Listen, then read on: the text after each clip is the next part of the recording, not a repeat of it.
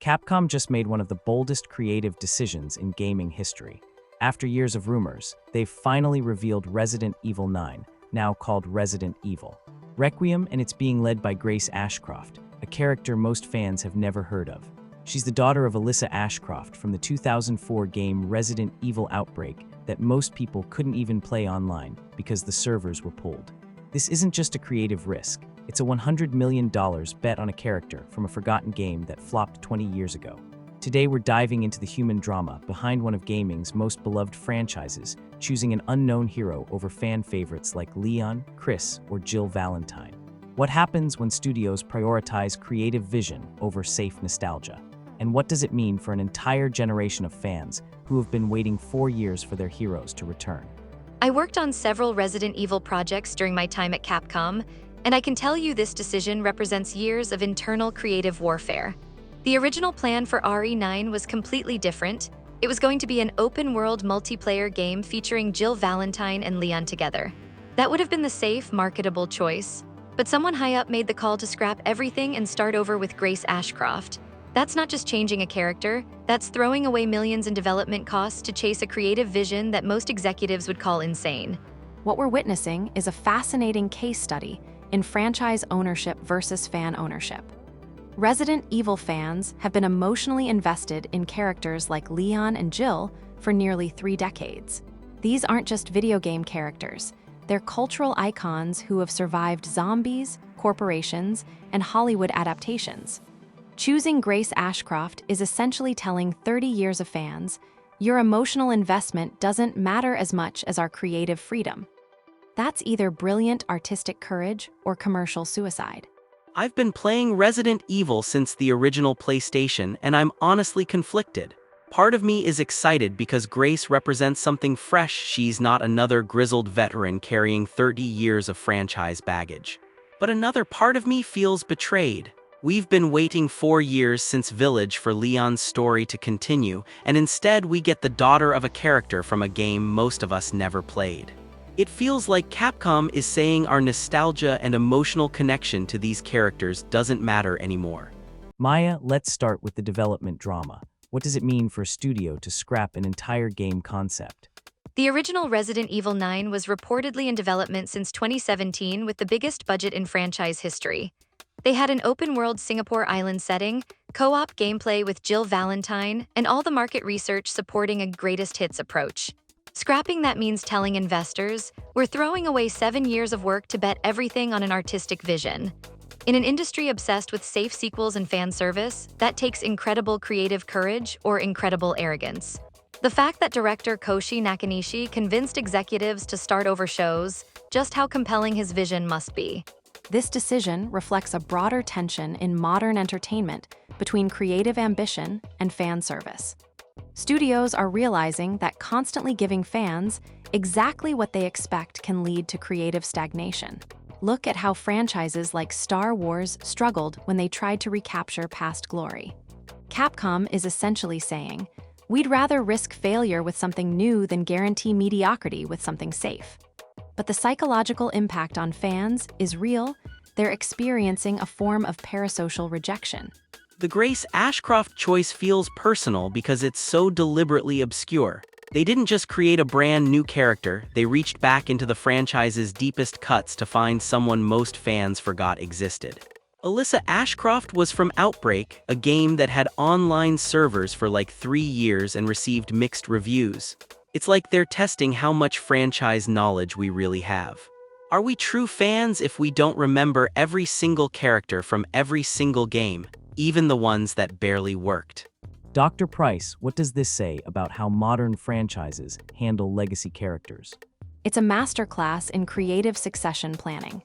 Leon, Chris, and Jill have carried this franchise for 30 years, but they're also creative constraints. Every time you use them, you have to honor decades of character development and fan expectations.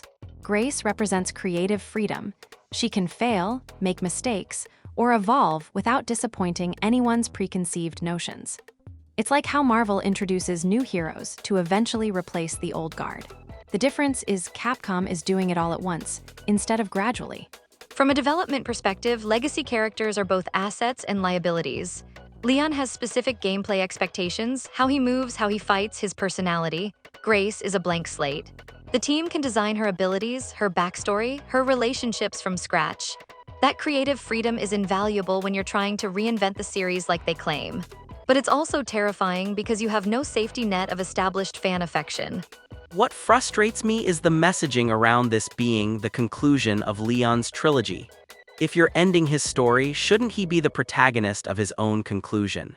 Instead, we're experiencing his farewell through the eyes of someone we've never met. It's like watching the finale of your favorite TV show through a random bystander's perspective. The emotional payoff feels secondhand. Maya, how risky is this decision financially? It's enormously risky. Resident Evil 4 Remake sold over 7 million copies largely because Leon is beloved.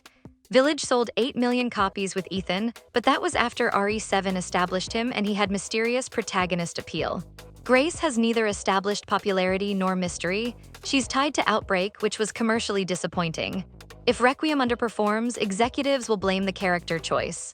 If it succeeds, it validates taking creative risks over safe marketing decisions. Either way, careers are on the line. The financial risk reflects a deeper philosophical question. Do studios owe fans continuity, or do they owe them innovation? Fans invested emotionally and financially in these characters over decades. They bought games, merchandise, movie tickets based on their connection to Leon and Jill.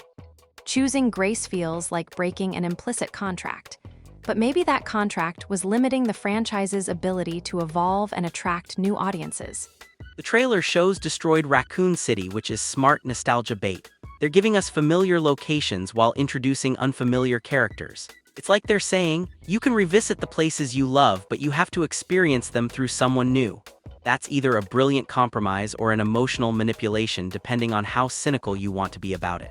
Marcus, what's been the fan reaction so far? It's split exactly as you'd expect. Longtime fans are either angry about Leon being sidelined or excited about fresh blood in the franchise.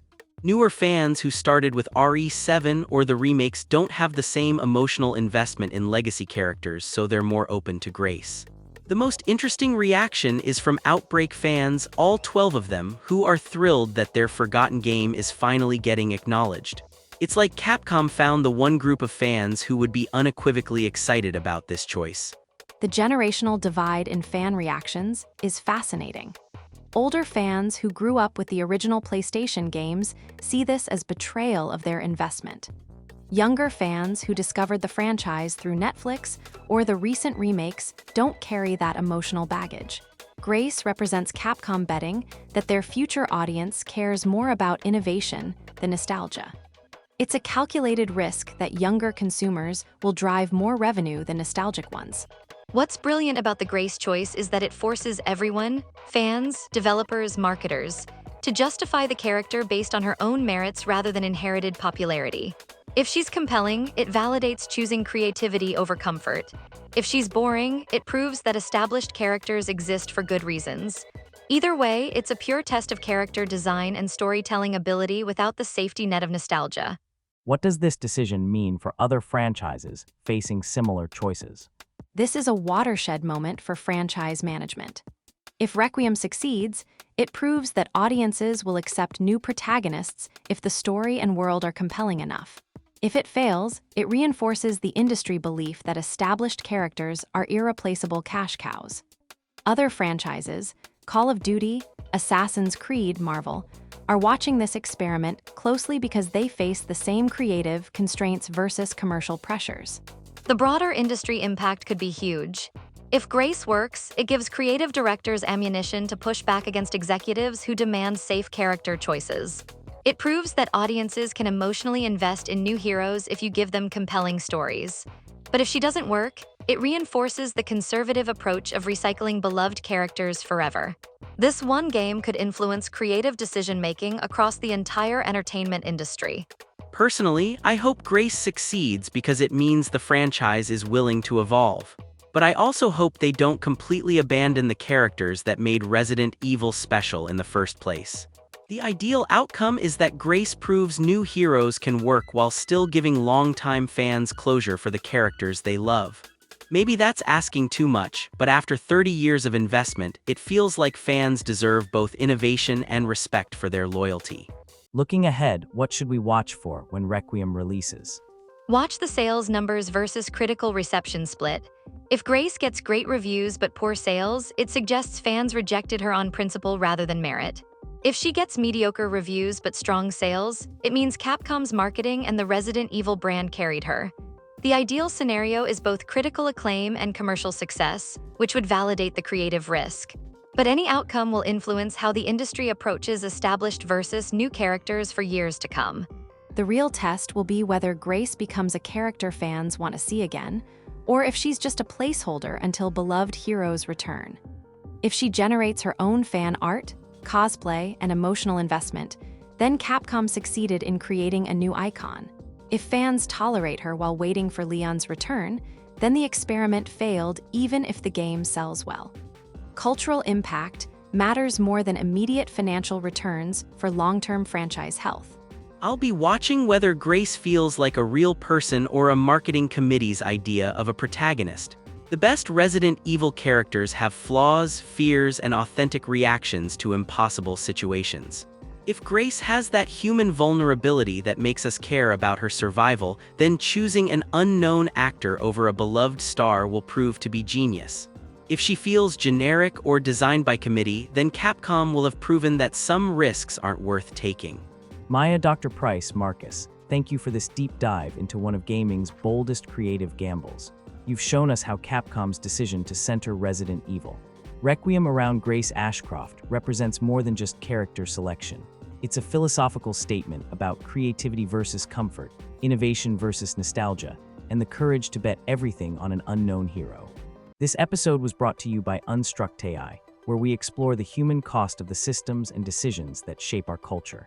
Today we've seen how choosing an unknown protagonist affects not just a franchise's creative direction, but the emotional lives of millions of fans who have invested decades in beloved characters. When studios prioritize artistic vision over safe marketing, real people, developers, fans, executives, face real consequences. The success or failure of Grace Ashcroft will determine whether the entertainment industry embraces creative risk-taking or retreats into the safety of nostalgia. Sometimes the most human stories happen behind the scenes, in boardrooms where executives choose between creative courage and commercial comfort. Grace Ashcroft represents every unknown hero who gets chosen over the established favorite, and February 2026 will reveal whether that choice was brilliant or devastating.